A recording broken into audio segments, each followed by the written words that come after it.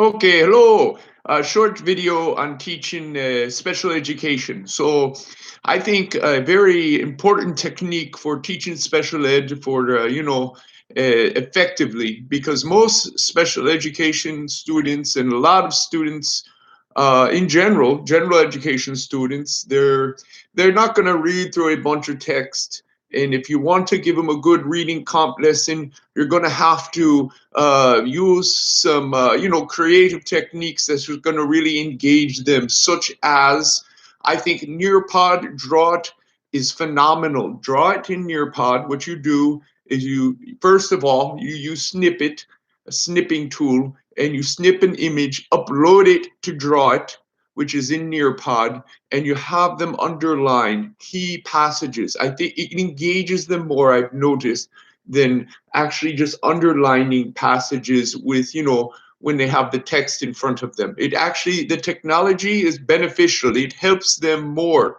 when you use Draw It. So you create a slide lesson and, in Nearpod, and you have the reading slides, and then you have them find passages in the reading slide that aligned with the learning objective. So let's say the learning objective is understanding the process of how plants live, of how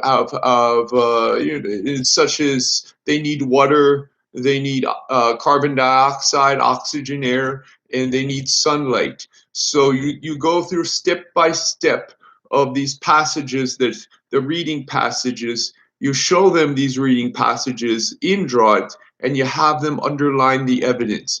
And you can do it in a group, and then you can use the other students who do it correctly as examples. You could say, hey, go look at John's Nearpod. He did this correctly. He underlined the passage that shows that plants need water, that plants need water in order to grow. And then you go through there and you do it step by step, a sequence of events, a sequence of things that these plants need that is shown in each reading passage, in each slide. Small, you give it to them in little bits and you have them underlined. And it's a really good way to learn rather than just have them read through. Because if they're going to read through it, they don't, reading is boring for a lot of students. For a lot of people, it's boring, especially for special education. So you don't want them to, you don't want to bore them. To engage them, you use something creative. They can use different colors, different styles. They can circle, they can underline. They have a various options. You want to give them lots of options, a lot of freedom. You don't want to keep it, strict.